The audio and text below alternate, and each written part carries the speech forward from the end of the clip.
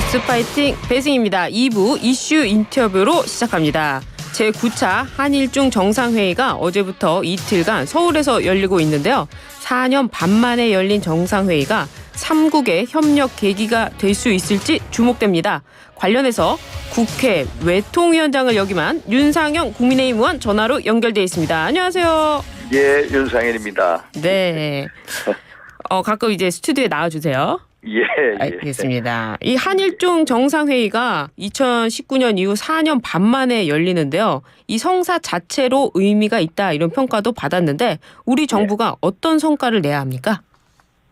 사실 우리가 2019년 12월 이제 중국 청도에서 한일중 정상회의가 열렸었거든요. 근데 그 동안에 열리지 못했습니다. 왜냐하면 이제 2020년대 아시다시피 이제 코리아 팬데믹이 있었죠. 그렇죠. 또 한일 관계도 악화됐죠. 또 미국과 중국 간의 이제 전략적 경쟁 때문에 또 한중 관계도 되게 악화됐습니다. 그러다가 이번에 이제 4년 한 5개월 만에 이제 한일중 정상회담을 열게 했거든요. 그래서 열리는 것 자체만이라도 성과다라고 생각을 합니다. 그래서 삼국 협력 체제를 복원하고 정상화시키는 분기점으로 만들자. 그래서 어떤 실질적인 협력의 모멘텀을 만들자라는 건데 제가 어제 그 한일 회담한 거 봤더니요. 한중 회담 같은 경우 되게 성과가 많아 보입니다. 그래요? 왜냐면은 제가 줄기차게 한국과 중국 간의 전략 대화가 필요하다. 전략 대화가 필요하다고 계속 얘기를 했거든요. 그런데 정말로 중국 측에서 전략 대화를 재개하자. 외교차관 전략 대화를 재개하자. 또 2+2 외교 국방 또 대화도 하자. 이런 식으로 적극적으로 나왔고요. 그게 좀 제가 계속 얘기했는데 그걸 이제 받아들였고요. 그러네요. 또 이 민관에서도 대화, 민관이라고 해도 1.5트랙 대화도 하자. 또 예를 들어서 우리가 2015년 한중 FTA를 결성했는데 2단계 협상을 또 재개하자. 이게 또 투자협력위원회도 또 재개하자. 또 경제협력 규례도 하자. 대단히 제가 생각했던 것보다는 성과가 많은 것 같습니다. 의원님 주장대로 거의 윤석열 정부가 중국과 이런 대화를 열었습니다. 그래서 제가 왜 전략 대화를 하자고 주장하는 이유는 사실 이제 왜 우리가 미국하고 또 일본하고 군사협력을 강화시키는 것에 대해서 중국이 왜 그런가 어떤 중국 견제가 아니냐라는 의구심을 강하게 가질 수가 있거든요. 그렇죠. 그거를 해소하기 위해서는 전략 대화가 필요하다. 제가 일관되게 주장한 이유는 우리가 한국, 미국, 일본의 군사협력 강화는 중국 견제가 아니라 한반도의 평화 안전을 위한 거. 소위 말해서 북한의 핵과 미사일이 고도화되는 것에 대해서 우리는 자구책으로 그렇게 할 수밖에 없다는 것을 알려야 되는데 그걸 알리기 위해서는 우리가 중국과의 전략 대화가 필요합니다. 그런데 중국과의 전략 대화를 중국도 받아들여서 하자라고 했고요. 그러니까 중국도 보면은 이제 한국과 미국과 일본이 계속해서 연대해서 이런 구도로 가는 것에 대해서 부담을 갖고 있고 또 이것을 견제해야 되겠구나 라는 생각이 있는 겁니다. 그래서 저희가 한국과 중국이 이런 전략 대화를 통해서 아마 물꼬를 틀 것 같고요.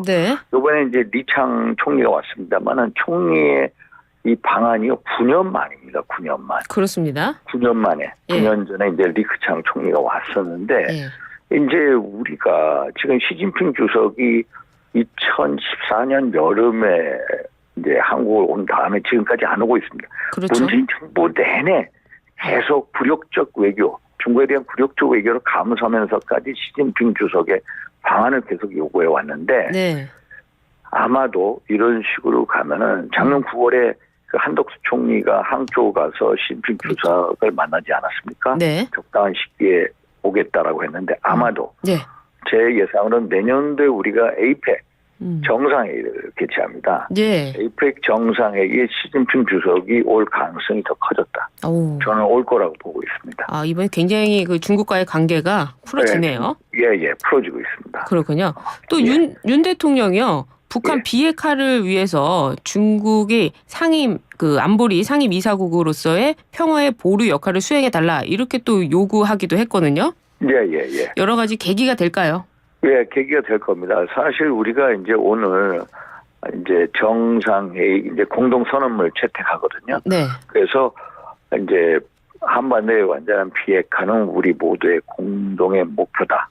그리고 한반도의 평화, 안정은 예. 필요하다. 우리 모두의 공동의 이해와 책임이다. 예. 이런 얘기가 아마 선언문에 적힐 것입니다. 그렇군요. 예. 이 정상회담, 일본과의 정상회담, 양자회담도 있지 않았습니까? 예. 윤 대통령이 기시다 총리에게 라인 사태와 관련해서 한일 관계와는 별개다 이런 입장을 냈는데요. 이 양자회담 또 한일 관계 어떻게 보십니까? 근데 이제 기시다 총리가 네. 뭐라고 얘기하냐면 윤석열 대통령하고 벌써 대면회담한 게 몇 번이요? 10번째라고요. 10번째. 네. 작년 이제 3월이죠. 작년 3월에 이제 윤석열 대통령이 대일 외교의 돌파구를 열었거든요. 예. 그 한마디로 결단입니다. 소위 말해서 2018년 10월 달 우리가 이제 우리 대법원에서 예.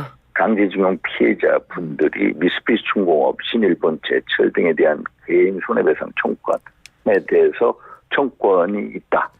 이제 손해배상을 이제 해줘야 된다. 네. 라고 해서 일본이 이것은 1960년 한일 기본제약 조약 체제를 무너뜨린 거다. 네. 해가지고 계속해서 갈등 사항이 있었거든요. 예. 그래서 문재인 정부 내내 그 갈등 사항을 해결하지 못했습니다. 그런데 윤석열 대통령이 결단에 의해서 그 대일 관계의 돌파구를 열었거든요. 예. 그래서 일본이 이제 좀 우리 기대에는 완전히 미치 못합니다만은 이제 화답하고 있는 형국이고요. 예. 그러다가 이제 라인 사태가 터졌거든요. 그렇죠. 일본 총무성 행정지도에 보면은 3월 달에 어떤 내용이 나오냐면 자본관계 재검토라고 해서 자본관계 재검토. 자본관계 재검토가 지분 매각을 요구한 거 아니냐라고 하는데 기시다 보면은 지분 매각 요구가 아니다. 보안 사고에 대한 보안 거버넌스의 재검토다라고 얘기했고 네. 또 우리 윤석열 대통령도 지분 매각이 아니라는 것도 알고 있고 이것은 한일 간의 외교 관계하고 별개다. 네. 그래서 한일 관계가 불필요한 현안이 이런 게 되지 않도록 잘 관리해 가자. 네. 그래서 이 문제는 이제 그 정상 간의 이제 마무리 수순으로 지금 가고 있습니다. 라인 정상태. 그렇군요. 예. 일본 관계까지 좀 살펴봤고요. 이번에는 국내 문제 좀 여쭤보겠습니다. 문재인 전 대통령의 회고록 내용을 둘러싸 논란이 계속되고 있는데요. 의원님께서도 나서서 특검을 한다면 김정숙 여사가 먼저 특검을 받아야 된다 이렇게 말씀을 하셨어요. 일단 김정숙 여사 특검부터 좀 살펴보죠. 왜 그러냐면요. 네. 2018년 11월 달에 김정숙 여사가 타지마를 방문하게 됩니다. 네. 이제 회고록에 나와서 이것을 배우자의 첫 정상 외교다라고 합니다. 배우자의 첫 정상 외교 사실 자체가 틀린 거거든요. 예. 이제 일단 제가 알기로는 이미 그 2002년도인가 이호 여사가 이제 그 유엔 아동 특별 총회에 정부 대표단을 이끌고 가게 되십니다. 그랬죠. 그게 이제 첫 배우자의 이제 정상 외교의 돌파구를 열었는데 여기하고는 너무 다른 거예요. 그때 이호 여사는 이제 우리 민항기를 타고 뉴욕 갔다 오셨는데 우리 김정숙 여사는 이게 정상 외교라고 단독 외교라고 하는데 제가 보기엔 단독 외교로 안 보이고 단독이 어떤 이분이 계속 외국 방문하는 걸 좋아하시거든요. 영부인으로 계실 때 무려 48차례 외국을 방문했습니다. 다른 이호 여사 같은 경우에 반도 안 될 겁니다. 24차례. 평균 24차례인데. 그런데 타지마할이라는 데를 그러니까 인도 방문을 2018년 그 7월 달인가 이제 하게 됩니다. 7, 8월경에. 하고 나서 다시 타지마할을 가는데 타지마할이 이게 지방정부 행사예요. 지방정부 행사. 그렇습니다. 소위 말해서 허황호 행사에 가는데 원래 인도 정부에서는 강경화 외교장관을 초청했어요. 그런데 강경화 장관이 못 간다 하니까 문체부 장관 와달라. 네. 그래서 문체부 장관 가는데 2,600만 원. 네, 이제 이제 예산이 책정됐어요. 예. 그런데 거기에 이 영부인을 이제 초청해달라고 우리가 셀프 초청을 하게 됩니다. 그쪽에다가 초청해달라고. 그래서 그 가는데 그것도 뭐 무슨 민항기로 가는 게 아니라 대통령 전용기를 띄우고 청와대 그 회장이죠. 예. 청와대 그 대통령 회장을 돌고 또 전속 요리사도 데리고 13명을 비행기 태워가지고 그때 드는 비용 3억 7천만 원입니다. 원래 예산보다 15배가 늘어나요. 그러네요. 그 이런 방문 과정이 석연치가 않거든요. 예.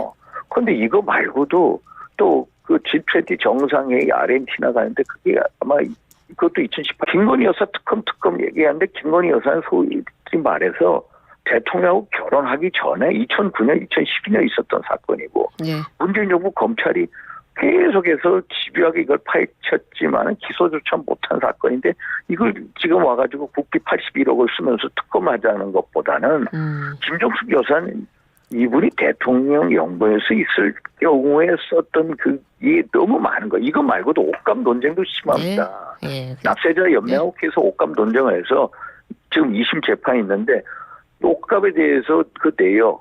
특검하자. 소추가 어디냐, 출처가 어디냐 했는데 개인 돈이다 하는데 또 문재인 대통령의 재산은 또 3년 동안 이제 5년 동안이죠. 대통령 되기 전 18억 6천에서 5년은 20억 6천 늘어나요. 그래서 이런 거를 한다면 오히려 김정수 특검이 먼저다라고 제가 그런 얘기를 한 겁니다. 뭐 상식 특검도 있고 하니까요. 알겠습니다.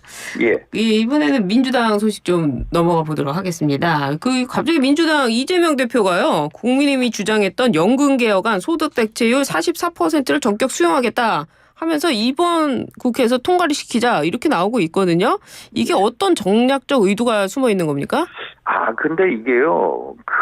사실 저도 이런 여야 간의 합의라도 빨리 하자는 입장입니다. 네. 우리가 정말로 어떤 민생 법안보다도 중요한 게 연금 개혁안을 처리해야 돼. 왜 처리를 해야 되느냐? 네. 하루의 부담이 1,100억에서 1,400억으로 늘어납니다. 1년이면요 50조의 부담이 생깁니다. 그러면 정말로 우리가 이제 소득 대체율 44냐 45냐 이거 가지고 우리가 논쟁했습니다. 예. 보험료는 9에서 13을 올리는 건 됐는데 그럼 44냐 45 가지고 우리가 서로 민주당하고 국민의힘하고 얘기하다가 44를 받겠다. 좋다. 그래서 지금이라도 빨리 해야 된다는 건데 저는요. 예. 이렇게라도 합의하기가 대단히 힘듭니다.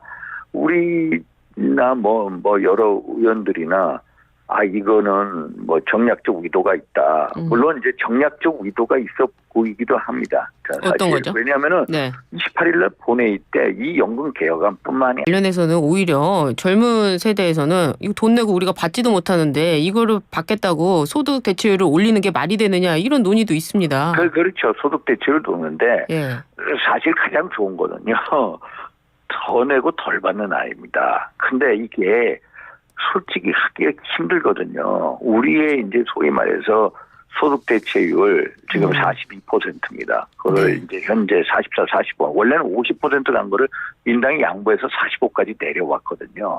그리고 우리가 보험료를 9에서 13 올리지만 계속해서 또 보험료를 올려갈 겁니다. 당연히 올려갈 겁니다.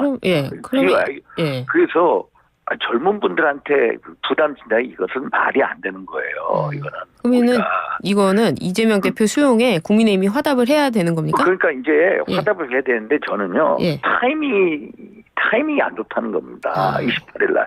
그래서 이렇게 예를 들어서 모수개혁 이것을 모수개혁의 합의만 하는 것도 대단히 긍정적인 평가입니다. 긍정적으로 저는 이재명 대표 이것을 긍정적으로 봅니다. 그래서 이것만이라도 하자는 것. 이거 하고 구조개혁해서 뭐 다음에 하자.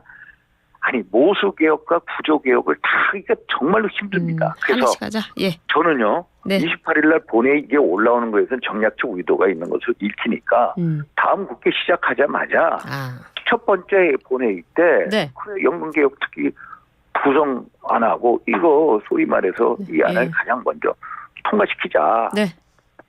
그렇게 하자. 원포인트 연금개혁 특히 구성을 하고 원포인트 회의를 열어서라도 빨리 6월 달이라도 통과시키자는 겁니다. 이렇게 합의가 땡겨졌을 때. 어차피 했을 때면 21대나 22대나 뭐가 다르냐 이 말씀이시네요.